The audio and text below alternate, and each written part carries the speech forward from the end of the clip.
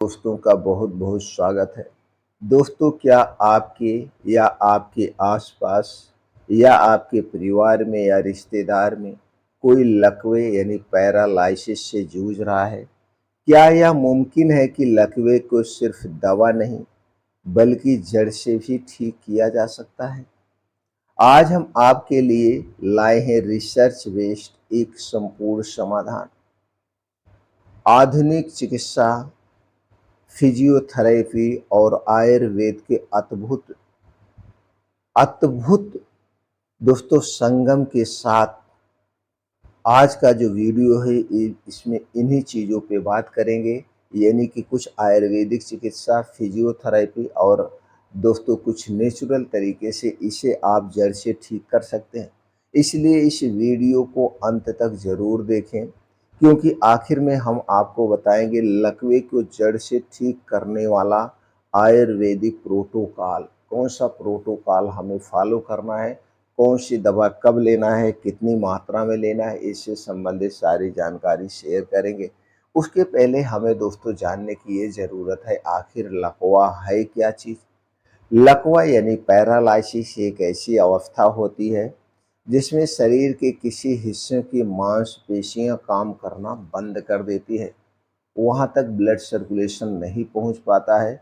आयुर्वेद में इसे कहते हैं दोस्तों अर्घावात, यानी आधे शरीर में वात का अत्यधिक प्रकोप, जिससे हाथ पैर में सुन्न का पड़ जाना, चेहरा टेढ़ा हो जाना या एक अंग का काम न करना, जुबान का लड़खड़ाना खड़ाना, अचानक संतुलन खो देना, ये सारे लक्षण नजर आते हैं। हम बात करते हैं ये क्यों होता है, होने के पीछे इसके क्या कारण है। दोस्तों, कारण की बात करें तो एक कारण नहीं है, इसके कई कारण रिसर्च में सामने आए हैं, लक्षण में सामने आते हैं। तो सबसे पहला कारण जो है वो है स्ट्रोक। 80% केस स्ट्रोक के होते हैं, जिसके कारण एक अंग का काम करना बंद होता है। दूसरा जो सबसे बड़ा कारण है वो है ब्रेन हेमरेज। तीसरा है स्पाइनल कॉर्ड का इंजरी। और दोस्तों पांचवा कारण जो है वो न्यूरोलॉजिकल डिजीज। डायबिटीज और हाई बीपी के मरीज में रिस्क अधिक होता है, ये हमारी रिसर्च कह चुकी है और हम मान चुके हैं। तो दोस्तों ये 5 प्रकार के सबसे बड़े कारण माने जाते हैं। दोस्तों हमारी रिसर्च ये भी कहती है हर 4 में से एक व्यक्ति को जीवन में एक बार लकवा हो सकता है, जरा से भी लक्षण उसके शरीर में आ सकते हैं। अगर उसका शरीर यानी नर्वस सिस्टम, हड्डियां, मांसपेशियां मजबूत हैं, वो डेली योगा एक्सरसाइज करता है, खूब जम के काम करता है, ये लक्षण जो आते हैं एक बार छोटे मोटे अपने आप हमारा शरीर इसे रिकवर कर लेता है, हम जान नहीं पाते हैं। तो दोस्तों अब हम चलिए जानते हैं दुनिया का सबसे सटीक इसका इलाज क्या है। सबसे सटीक, सबसे बेहतर इलाज क्या है?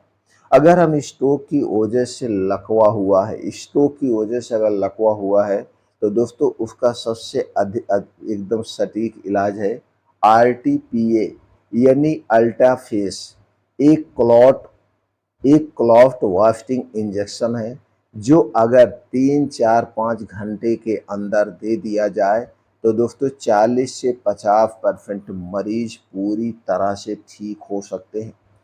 दोस्तों इसीलिए कहा जाता है जब भी किसी को, आपके जानने वाले को वह तुरंत स्ट्रोक आ रहा है, खतरे आ रहे हैं, आपको दोस्तों लकवा के लक्षण प्रकट हो रहे हैं, तो किसी आधुनिक हॉस्पिटल में, जो सबसे अच्छा आपके आस पास हॉस्पिटल हो, जितना जल्दी हो सके बिना देर किए उस हॉस्पिटल में पहुंच जाइए।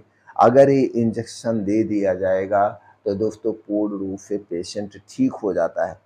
दूसरा है फिजियोथेरेपी। फिजियोथेरेपी और रोबोटिक रिहैबिलिटेशन। इसके बाद हम बात करते हैं ब्रेन कंप्यूटर इंटरफेस तकनीकी की, फिर बीआर आधारित न्यूरोथेरेपी। इतने प्रकार से उसका इलाज ऐसे किया जाता है। तो इसलिए दोस्तों अगर हम तुरंत पहुंचते हैं तो तुरंत रिकवर हो जाता है। और जब स्ट्रोक आ जाता है, नसों में ब्लॉकेज जम जाती हैं, तो उसे हम धीरे-धीरे फिर वो ठीक होने लगता है। लेकिन सबसे अच्छा इसमें माना जाता है अटैक आने के बाद अगर आप लापरवाही करते हैं, तो दोस्तों सबसे पहले आपको जम के मेहनत करवाना पड़ेगा, योगा करवाना पड़ेगा, एक्सरसाइज करवाना पड़ेगा और उसके साथ-साथ फिजियोथेरेपी कराना पड़ेगा। अब हम चलिए आयुर्वेदिक इलाज के बारे में जानते हैं जो जड़ से समाधान करता है। इनमें दोस्तों आपको मार्केट में मिल जाएगा महारसनाद कषाय।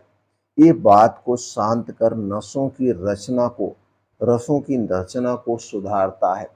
दूसरा है योगराज बुलबुल। ये हमारी स्नायु को दोबारा एक्टिव करता है, जो हमारी नसें डैमेज हुई हैं, कमज़ोर हुई हैं, उसे दोबारा से एक्टिव करता है। तीसरा ही जो औषधि है वो है दोस्तों अश्वगंधा और ब्राह्मी।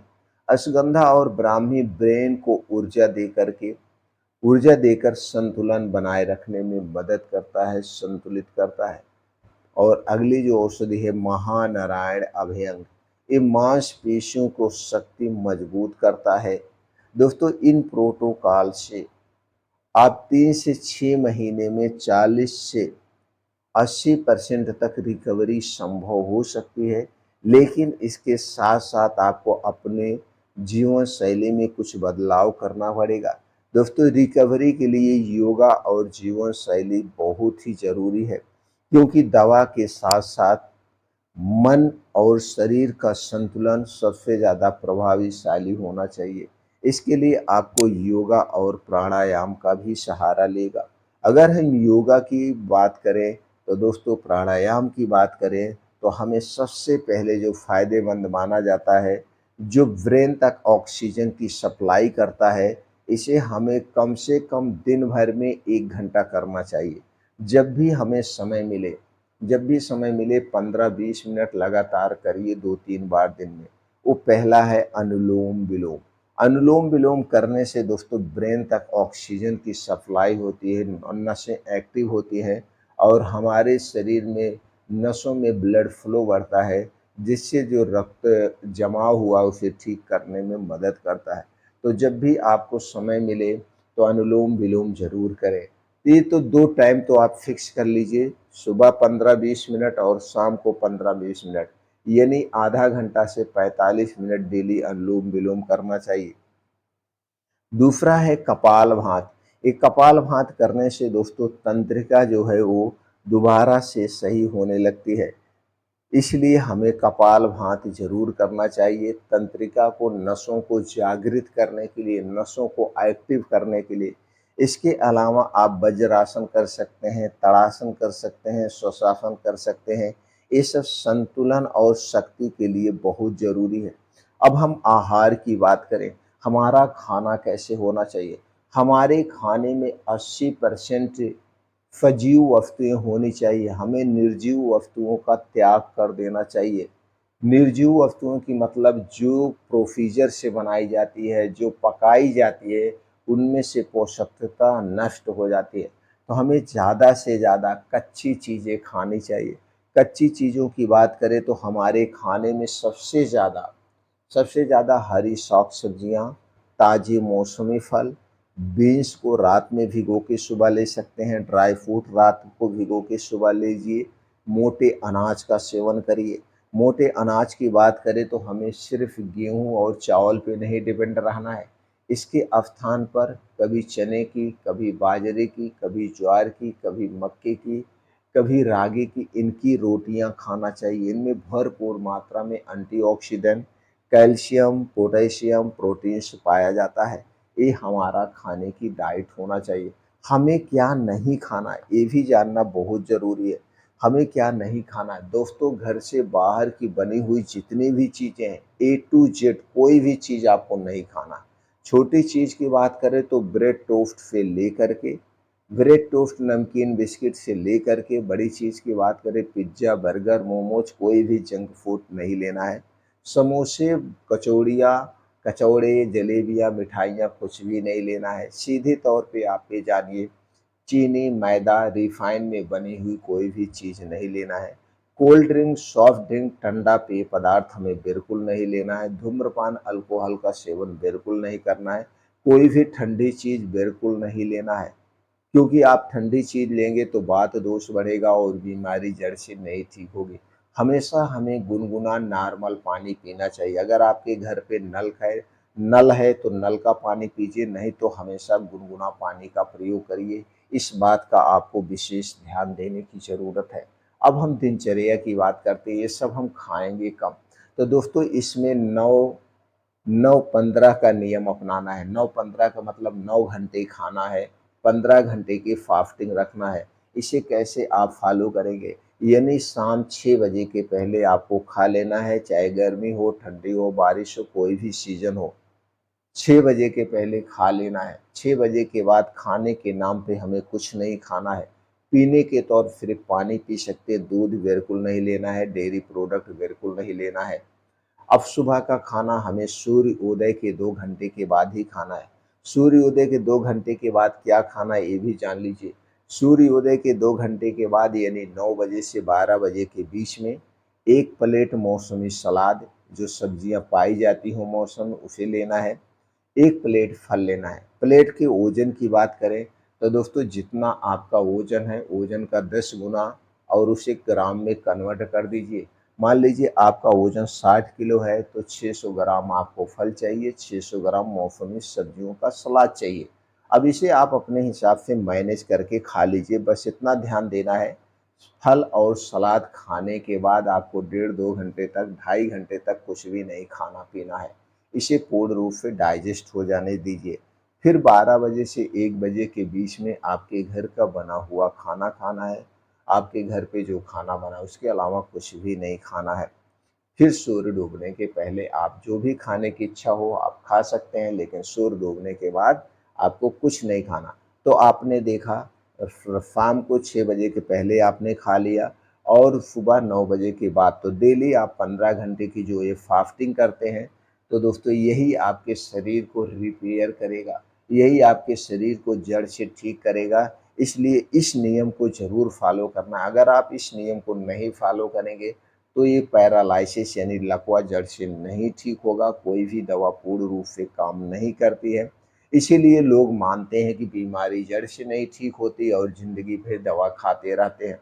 तो इस नियम को ज़रूर अपनाना है। खाने का यह नियम और यह भोजन आपको करना ही करना है। अगर आपने जो हमने खाने-पीने की चीज़ बताया और इस नियम को आपने अपना लिया, ये आयुर्वेदिक दवाओं को आपने अपना लिया, तो दोस्तों आपका जो पैरालिसिस है, लकवा है, चाहे पुराना हो चाहे नया हो, जड़ से ठीक हो जाएगा।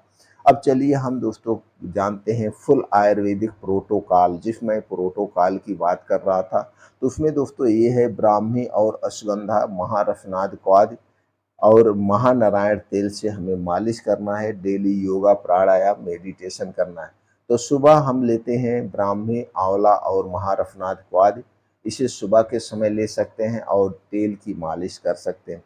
दोपहर में हमें योगराज गुलगुल लेना है। हल्का सा दोस्तों ये क्या करेगा, वात नाशक भोजन है। ये वात नाशक भोजन उसके जैसे हमने बताया था भोजन करना है। रात में बात करें तो दोस्तों हमें तेल की मालिश करना है, अपूर्व कपलिछ चूर्ण आता है उसे लेना है और हमें दोस्तों 7 से 8 घंटे की गहरी नींद चाहिए। 6 महीना तक आप निरंतर इस अभ्यास से 60 से 80% तक रिकवरी संभव है। इसे दोस्तों एक आयुर्वेदिक डॉक्टर की सलाह में लें। जो हमने दवा बताया है, इस दवा को अगर आप किसी आयुर्वेदिक डॉक्टर की सलाह से लेंगे तो ज़्यादा बढ़िया रहेगा। स्वयं ज़्यादा इधर-उधर करने का प्रयास ना करें। सावधानी की बात करें तो दोस्तों याद रखें, हर लकवा का इलाज एक जैसा नहीं होता है। समय पर मेडिकल जाँच, योगा के माध्यम से ही आप इसे नियमित अभ्यास से इसे सुधार सकते हैं। आधुनिक विज्ञान और आयुर्वेद प्लस योगा, यही है आज की इंटीग्रेटिव मेडिसिन जो लकवे को भी मात दे सकती है। तो दोस्तों इस तरीके से आप लकवे को ठीक कर सकते हैं। आप हमें डिटेल में भी बता सकते हैं आपके घर जो लकवा है उसके क्या-क्या लक्षण हैं। तो दोस्तों उस हिसाब से हम आपको कुछ और सलाह दे सकते हैं।